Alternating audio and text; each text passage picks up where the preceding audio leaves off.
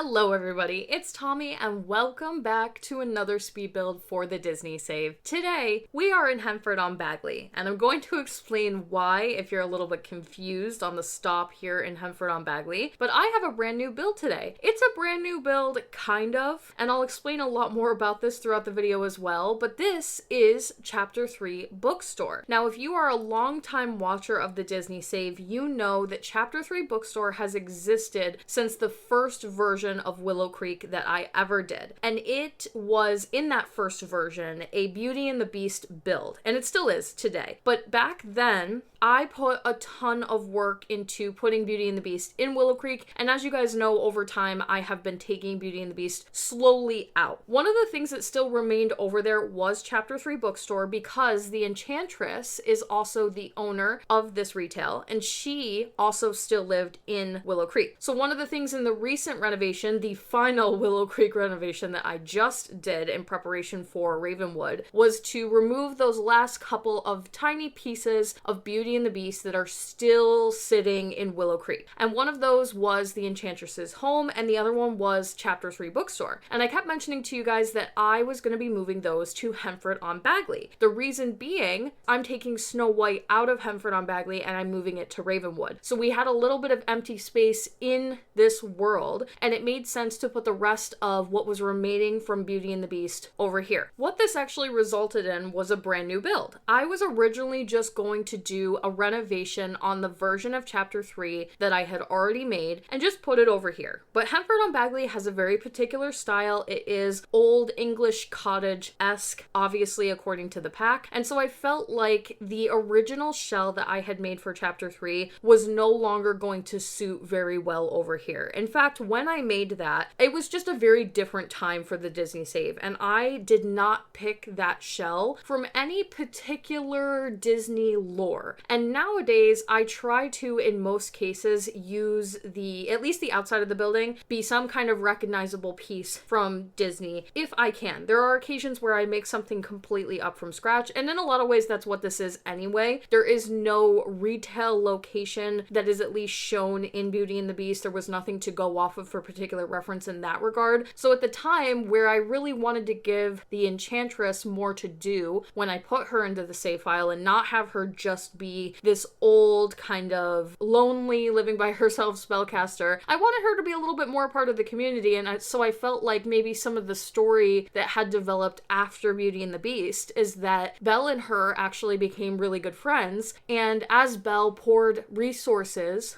and money and time into the community that she now lives in, and she's a princess and they have all these extra books and things in the castle, she would want to share that with the rest of the village. She would want to teach little girls to read. She would want reading to become like a really important thing. It's something that's a really big part of her character, which is also what sparked inspiration for doing the library, because again, the library that I had done is also not really a replica from Beauty and the Beast. But this is a different version of that, right? There is obviously renting a book or taking one and borrowing it from the library. And then there are people who like to collect and like to have them and build up a little collection of their own. So Chapter 3 Bookstore became the idea, and the original shell was based on some cutesy little pink cottage that I probably found on Pinterest and felt like it looked Beauty and the Beast enough for it to get by. And I put this like beautiful rose garden around it and all that. And it was fine. It was great for the time that it existed in Willow Creek, and it served really well over there. But when I knew that I wanted to move it over here and condense all of the Beauty and the Beast stuff to Henford-on-Bagley, I felt like it was time to maybe give it a brand new look and have it be a shell that is actually something from Beauty and the Beast. So some of you probably already recognize this building because it is actually Belle's house from the live action movie, which is really cool. I was looking through different cottage Beauty and the Beast ideas, like maybe some external background buildings when she's walking through town or the village, maybe something that I could have pulled from the back. And if you're also thinking, well, maybe you could have done the bookstore that she actually visits in Beauty and the Beast, I already kind of did that building over in the village area, so that one kind of got cut out. But as I was looking through some different ideas and doing some research,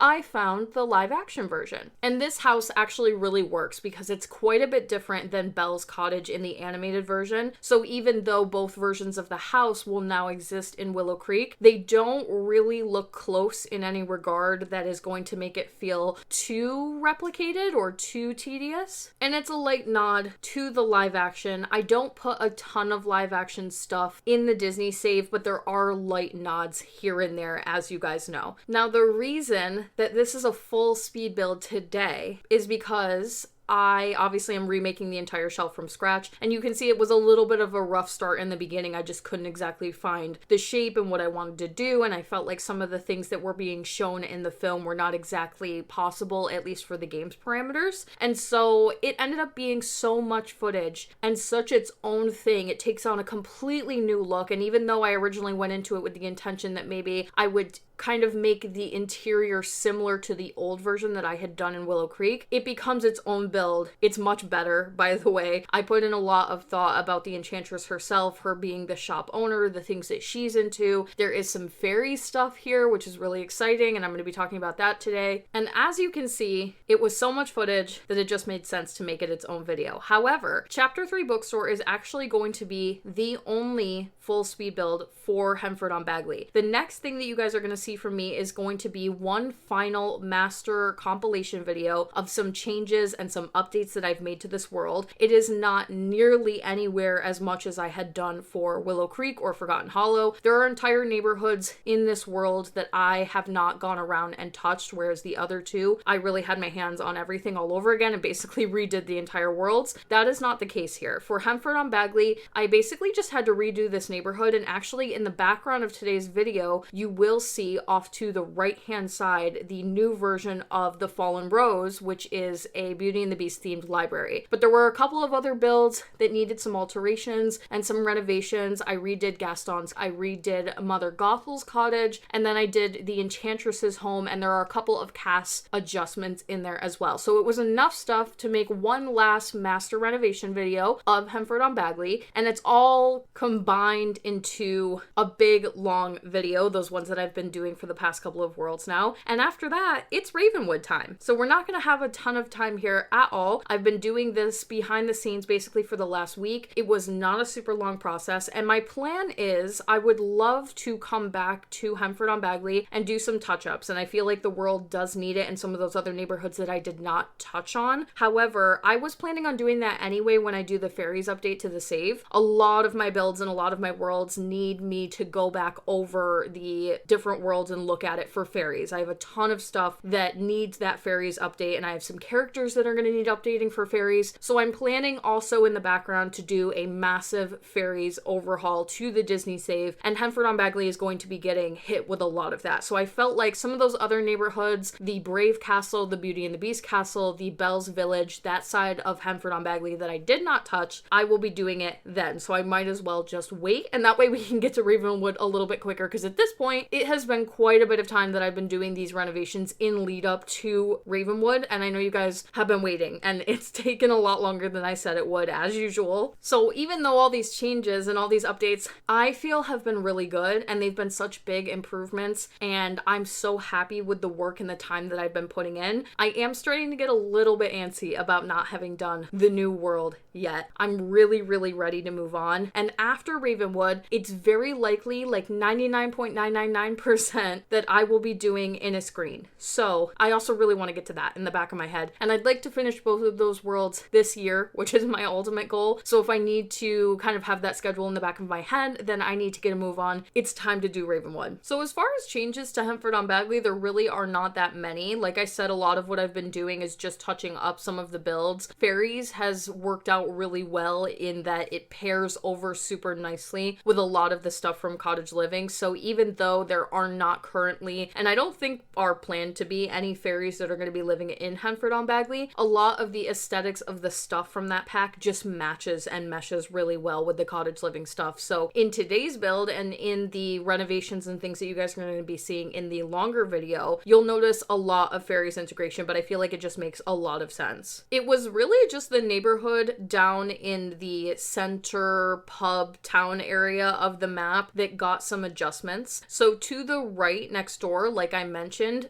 The Fallen Rose, which is my Beauty and the Beast library, went there, and previously that lot was called Happily Ever After, which used to be a Snow White garden. That is getting moved to Ravenwood, so it's not going anywhere out of the Disney save, and it'll obviously get updated a little bit when I move it over there, but it's not going away, it's just temporarily getting shuffled over there. That is going to be the Snow White world. The lot that I'm currently building on, now Chapter 3 Bookstore, it used to be the Brave Bakery. And that is, I guess, a major change to this world because I am putting the Brave Bakery as a replacement lot option for this lot. To be honest with you, that was one of the hardest decisions that I had to make for this world because to me, Hemford is very, very much the Beauty and the Beast world, but I do have Tangled here and I do have Brave. And in the back of my head, I am sort of already planning that there is a potential that if the right world came up, and not fairies, not Innisgreen, because I already pretty much have that world planned and I know what I want to do over there and it's not going to fit. But I would potentially be looking at moving Brave out of this world so that I could do more with Brave, because in me moving a lot of that Beauty and the Beast stuff in here, Brave is the movie that's taken the hit, but I actually think the Brave builds are really nice. They're really good and I love them and I would like them to have their own place to shine. So I did take the Brave Bakery out of this world as a replacement lot option. I actually redid the Brave Bakery because it has a lot of pathing issues and I've had multiple people tell me that it was broken or not working or not functioning well. I don't really know why. I think cafes for a very, very long time in The Sims are sort of hit and miss in the same way that restaurants, people tell me, work or don't work. A lot of people also tell me that cafes are that way as well. But even when I was playtesting Hemford originally, when I made that bakery, I did notice that there were some pathing issues. It still worked on my end, but I got multiple people telling me that it was not working for them. So I redid it. It's now shuffled around so that it works much, much better. And it's now the replacement lot option for this lot. To be super honest with you, the reason that decision was made, two big reasons. Number one, the Brave Bakery aesthetically looks the most out of place in this neighborhood. So if I could put something that's a little bit more of a cottage into this area of the map, it just aesthetically looks a little bit better. But the second reason being, this is a retail for a character that now lives in Hemford on Bagley, and in order for me to put all of the character's stats in and have her own the retail and set all of that stuff up for you, it makes the most sense to have this be the default option when you download the save. Whereas if you want the Brave Bakery a little bit more, it's an easy replacement and you can just put it down and switch it over and that's not really a big deal. But if you don't have this in as the first option and I set it up the other way, then you would have to have the Enchantress purchase it and you'd have to set everything up on your own, and I felt like there was just a lot more to that, so I wanted to go ahead and just do it for people, and so it makes sense to pick this as the default. But the other one will still be maintained. It'll be available on the gallery. That's where all of my replacement lot options are, and if you want more Brave in this world, I totally understand. I would love to work some of my Brave stuff back into the save file in a future world, so I am keeping an eye out for that idea and that potential to kind of come around, and then that way we don't have to make it a replacement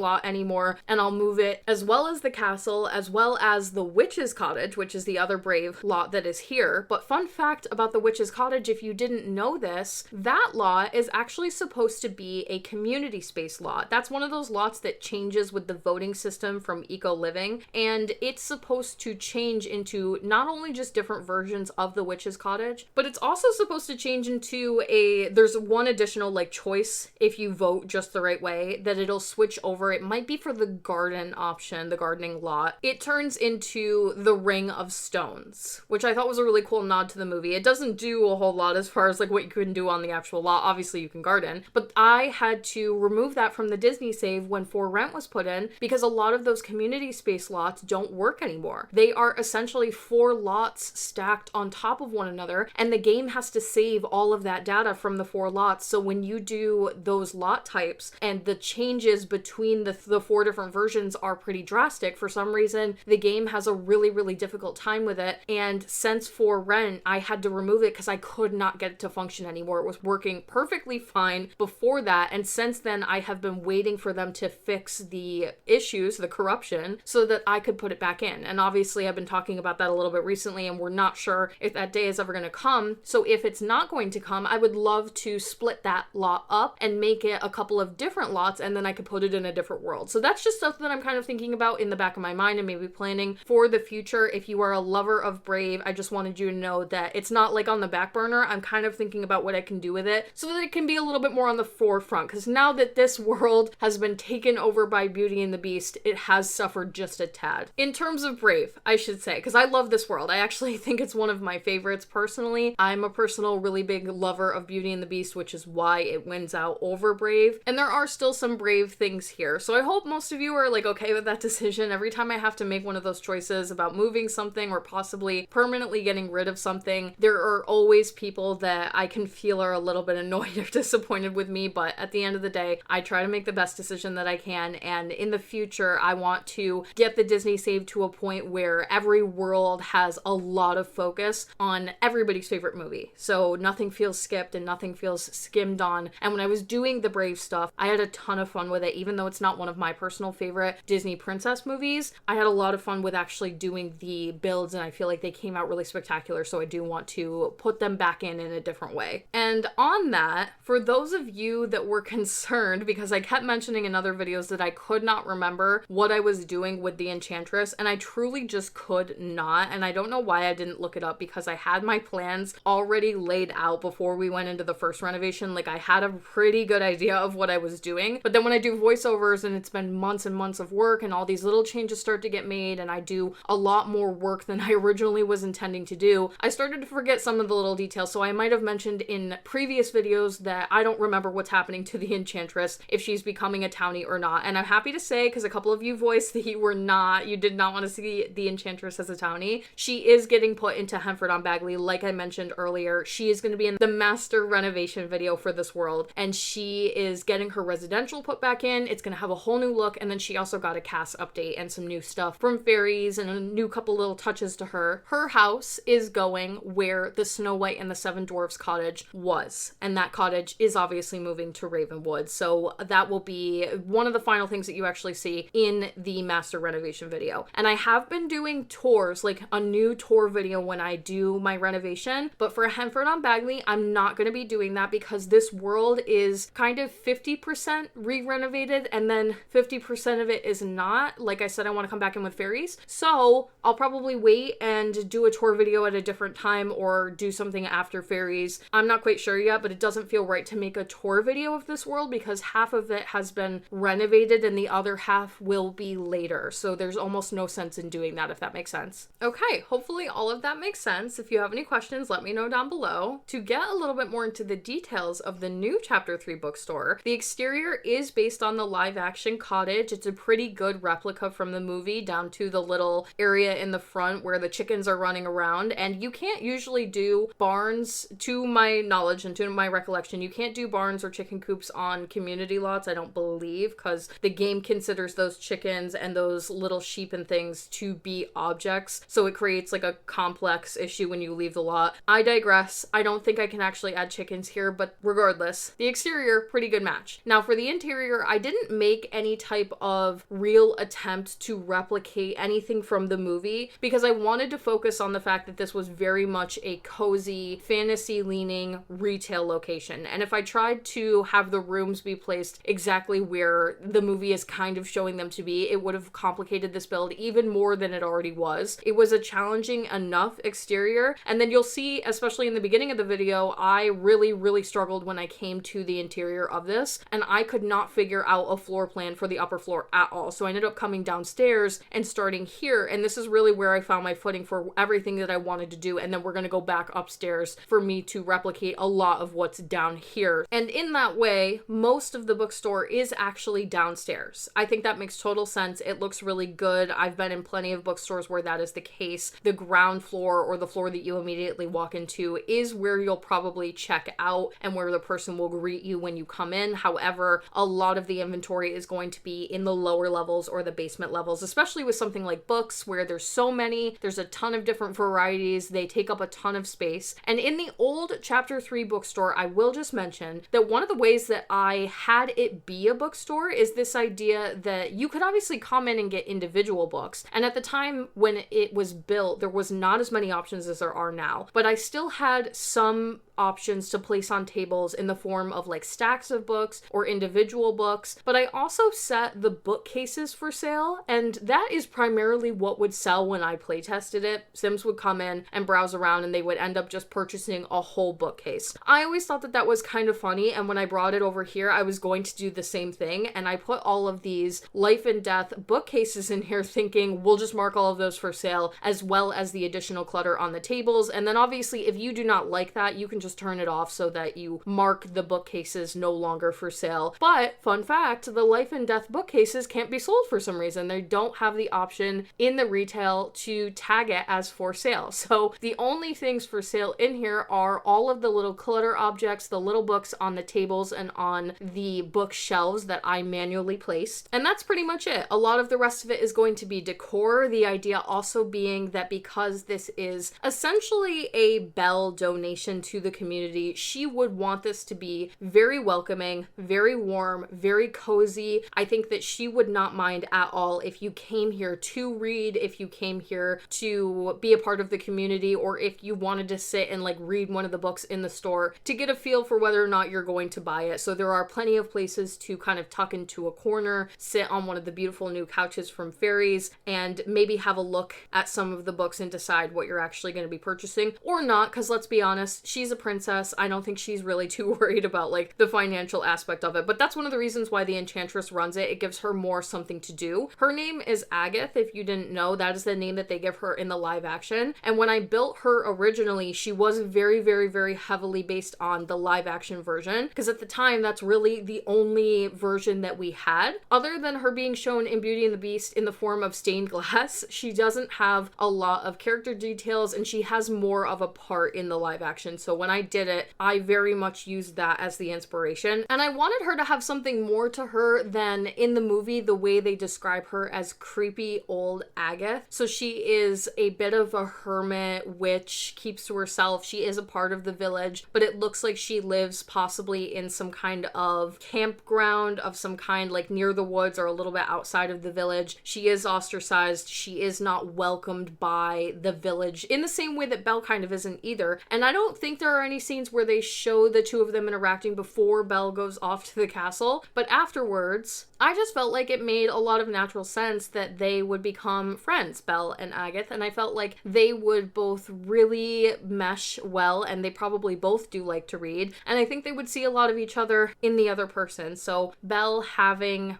her run this on the side, because actually the Enchantress does a lot of other stuff. She is a full-time gardener, so she has that job. She has 4 cats, and the cats are based off of the live action as well in some regards. I'll talk about her more in the other video, but she's coming up because she does own this retail, and she is the inspiration for a lot of the decor in here. So there are obviously a lot of nods in here to the classic Beauty and the Beast things like roses, the warmer color palette, those things that I have been carrying over from some of the other Beauty and the Beast builds, and I had recently done in the library because I actually renovated that before I did this. But I also was thinking about the Enchantress herself, and in the film, she is seen as someone who, she's obviously a very, very powerful spellcaster. She puts the beast under, and the whole castle staff under, a spell that I guess you could consider a curse. And I felt like having the cursed roses, a way to lean into that was number 1, to do gardening, and number 2, to have her be really, really into greenery. I think she also would be into apothecary, and that is a newer skill that was added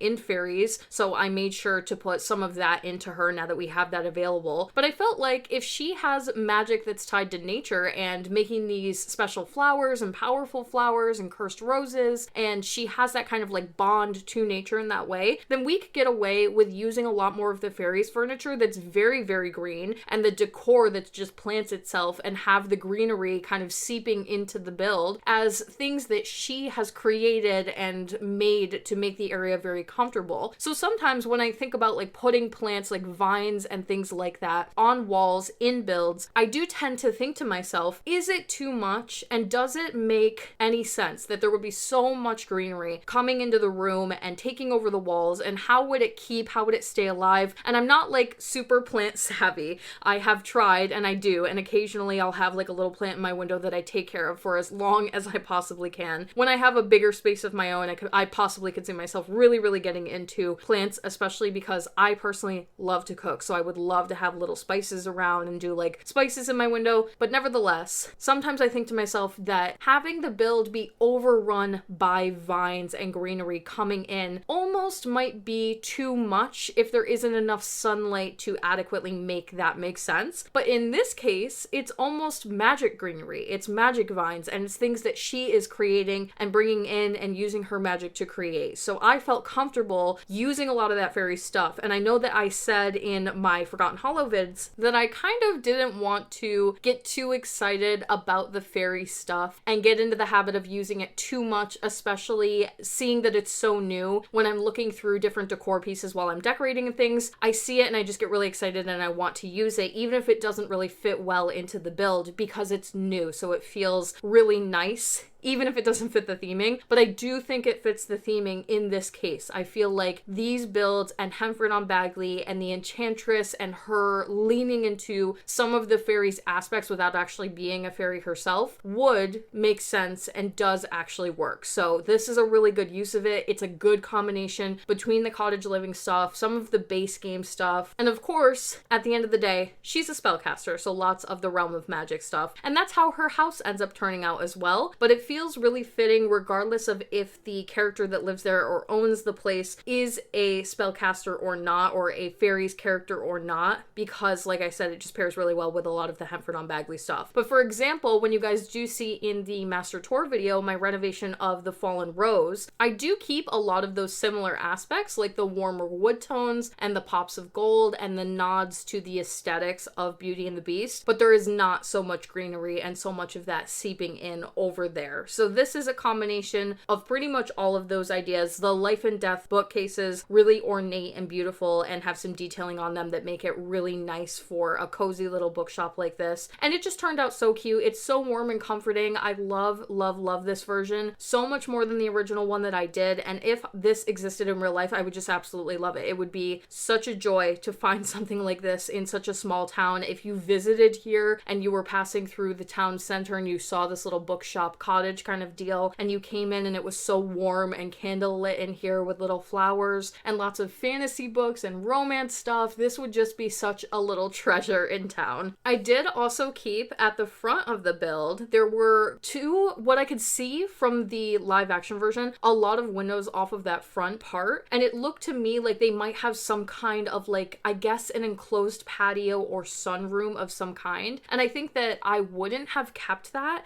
except I was thinking about the fact that Agatha owns 4 cats, and I could definitely see her occasionally bringing some of them here with her while she's working. I do not think you can actually do this. When I was playtesting, I didn't attempt it. I think when you go there, it doesn't like let you select the Sims that you necessarily want to bring with you. But I was thinking of the cats, and I didn't want this place to be taken over by them, like by putting cat trees all over the place or having too many references to the cats themselves. But cats do love a good, warm, humid place to sit, and having that sunroom out there where you could sit and read a book and maybe some of the cats are sitting in there as well, I felt like was a really good nod. And yeah, after I did the downstairs and everything came out so well, and obviously a lot of the time spent in the video today is cluttering and getting these books to stack up nicely, I felt really comfortable that it came out so good I could go ahead and do the upstairs. The only really big difference between the upstairs and downstairs is the bump out tower that I built on the back side of the build. The upstairs has another little sitting room and a balcony. There's no seating out on the balcony because of tiling, but you could get some fresh air out on the balcony. And then in the downstairs is where you'll get the Lot's bathroom. But actually, fun fact for a retail, I don't even think you need to have a bathroom technically. I always try to include one because I feel like your sim spends a lot of time here. If they're going to run it as a business and actually have it operate, your sim is going to need to use the bathroom. I don't know about sims that actually visit, but I always feel like it's kind of a necessity.